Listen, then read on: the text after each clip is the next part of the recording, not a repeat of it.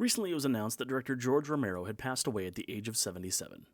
Romero was best known for his film Night of the Living Dead, which essentially created the entire genre of zombies that have so permeated our TV, movies, comic books, and video games today. Like many horror hounds, I'm a big fan of Romero's, and I didn't want to let his death pass without a small tribute here at the Space Monkey X audio workshop.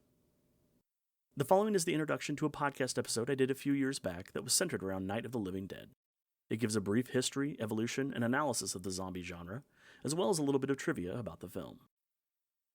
So enjoy this blast from the past in honor of an influential filmmaker whose contribution to our pop culture is truly immeasurable. May Romero find the peace in death that his greatest creations never could.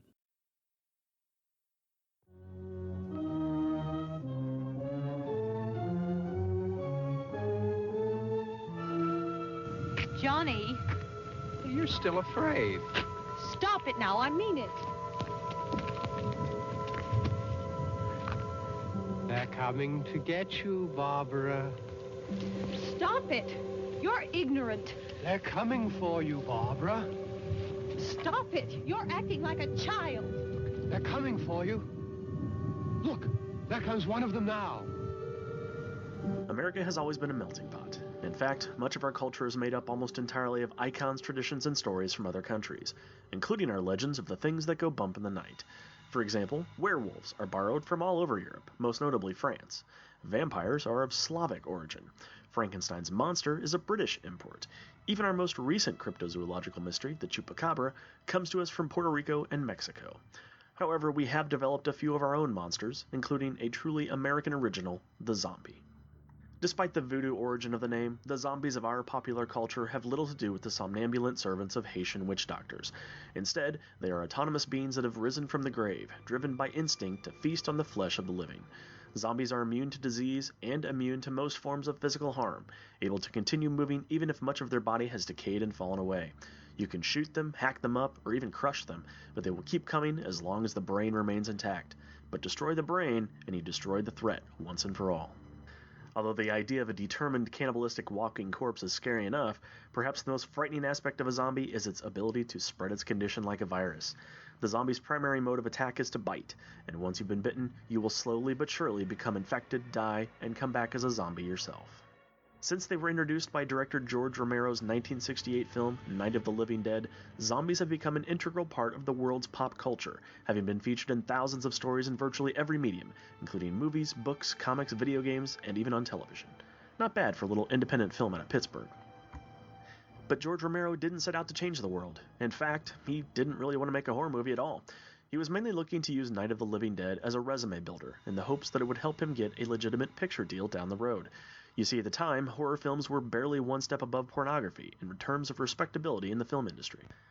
Horror movies not directed by Alfred Hitchcock were mainly shown at drive-in theaters for teenagers that weren't really there to watch the movie, or relegated to Saturday matinee marathons for young customers whose parents dropped them off for a day of cheap entertainment. It really wasn't until 1973, when The Exorcist debuted, that anyone in Hollywood took horror seriously. However, because there were always theater owners looking to fill their schedules, horror movies were virtually guaranteed to sell. So it was a good way for Romero to make a film, have it be seen, and show a profit to future investors so that he could convince them to finance a quote-unquote real film. Night of the Living Dead started with a budget of $6,000, but ballooned to $114,000 from dozens of investors before production was finished. With a small budget to start, Romero realized he couldn't film in very many locations, so he took inspiration from Richard Matheson's classic vampire novella I Am Legend and set the story at a remote farmhouse just outside of Pittsburgh. Inside the house, a group of strangers must overcome their differences to defend themselves against the zombie horde that is gathering outside. This setup has been used in virtually every other zombie story since, with only a few exceptions, and for good reason. The drama of any good zombie apocalypse story isn't found in the living dead, but in the interactions of the people that are fighting to survive. The often volatile mix of personalities, perspectives, and ethics helps us reflect upon what it means to be human in a world that has lost its humanity. Unfortunately, by the end of the film, everyone in the house has died, either by accident, at the hands of the zombies, or at the hands of their fellow man. Unquestionably, the most shocking death occurs just before the credits roll, as the hero Ben, a black man that has shown a level head throughout most of the film, and is the lone person in the house to see a new day dawn, is gunned down by a roaming posse of deputized civilians that seem to take a bit too much glee in dispatching the undead. The audience must face the fact that there is no prize for making it through the night. There is no happy ending, only death. Despite this dark tone, Night of the Living Dead became one of the most profitable independent horror films in history, and went on to gross around $15 million during its decade-long run in theaters. Considering it was made outside of the big studio system, at a time when independent films rarely received such lengthy theatrical runs, and horror films even less so, it's a pretty major accomplishment. After a few poorly received films outside of the zombie genre, Romero returned with 1978's Dawn of the Dead and 1985's Day of the Dead, completing what has since become known as the Dead Trilogy. He revisited the franchise in the 2000s with a new trilogy, Land of the Dead, Diary of the Dead, and Survival of the Dead, released in 2005, 2007, and 2010 respectively.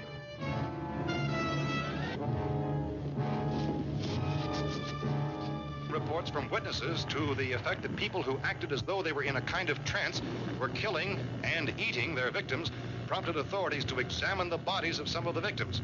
Medical authorities in Cumberland have concluded that in all cases, the killers are eating the flesh of the people they murdered.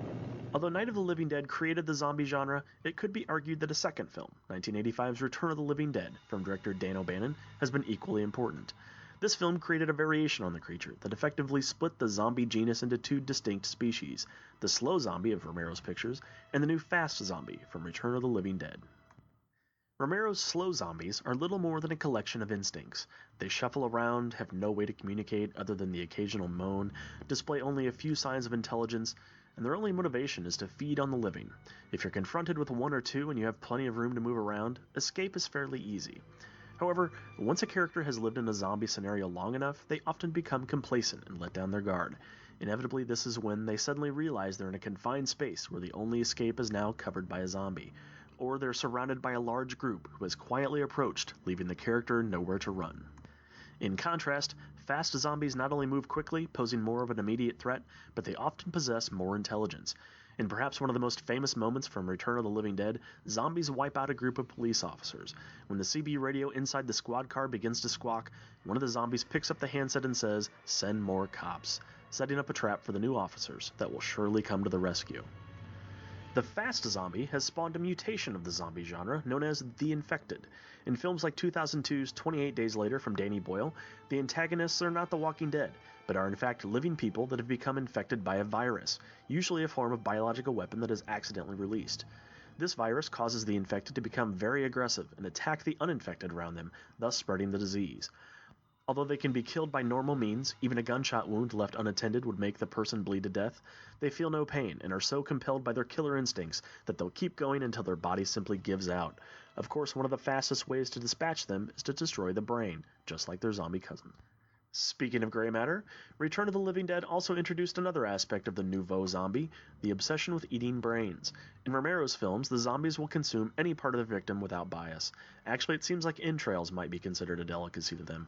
In Return of the Living Dead, the creature's primary goal is to eat the brains, which they claim alleviates the pain of rigor mortis. Although there's no question this idea smacks of cheesy 1950s horror schlock, it has since become one of the most popular defining features of many zombie tales. Did you hear me when I told you they turned over our car? Oh, hell, any good 5 men can do that. That's my point. Only there's not going to be 5 or even 10. There's going to be 20, 30, maybe 100 of those things. And as soon as they know we're here, this place is going to be crawling with them. Well, if there's that many, they'll probably get us wherever we are. Look, the cellar. The cellar, there's only one door, right? Just one door, that's all we have to protect. Tom and I fixed it so it locks and boards from the inside. But up here, all these windows, why, we'd never know where they were going to hit us next. You got a point, Mr. Cooper. But down in the cellar, there's no place to run to. I mean, if they did get in, there'd be no back exit. We'd be done for. We can get out of here if we have to. And we got windows to see what's going on outside. But down there with no windows, if a rescue party did come, we wouldn't even know it. But the cellar is the strongest place. The cellar is a death trap. But why have zombies captured the imaginations of so many people? Although there are dozens of theories, perhaps one of the most logical boils down to one thing: us versus them. Although mankind has always had an us versus them attitude, it seems to have become more prominent since the tumultuous decade of the 1960s.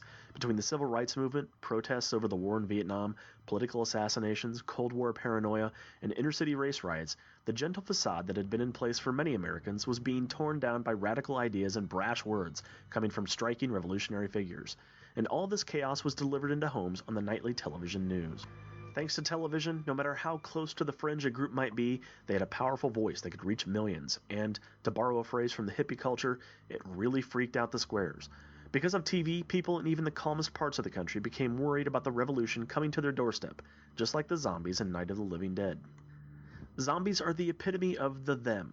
No longer human, no longer rational, they are the manifestation of a world that no longer makes sense. They are a boogeyman we can't empathize with, unlike the misunderstood monster of Frankenstein or the cursed soul of the Wolfman. These things are coming for us, and they won't let up. They want nothing more than to feed on us and destroy our way of life. But that's not what makes them so scary. What makes zombies so frightening is that they can be any them that we need them to be. If you analyze Night of the Living Dead, you could find a dozen ways to show that it's an anti-Vietnam War film. But you could easily justify a pro-Vietnam stance too. It can be seen as an allegory for the civil rights movement, or as more of a generational conflict with young, open minds squaring off against older, unyielding philosophies. Some have interpreted it as a warning to a society moving away from organized religion, while others have shown that it displays the shortcomings of adhering to inflexible traditions. Zombies can be a communist invasion, or, as in Dawn of the Dead, the unthinking minds of a society propelled by rampant capitalist consumerism. They could be the poor rising up against the rich, or the rich coming to feed on the poor. Hell, you can even retroactively make it about Al-Qaeda sleeper cells in a post-9/11 America. Zombies are popular and will continue to be because they are us, only not us. Thanks for listening to the Space Monkey X audio workshop. This has been your host, Rob Lamley. Be sure to stop by the show's website, spacemonkeyx.net, for more information about today's episode. If you have questions or suggestions, send an email to spacemonkeyxaudio@gmail.com, or I'm on Twitter at smxaudio. That's SMX as in Space Monkey X. And if you like what you hear, please be sure to subscribe and rate the show on iTunes, Stitcher, or wherever you listen to your favorite podcasts. Thanks again for stopping by, and I'll see you next time.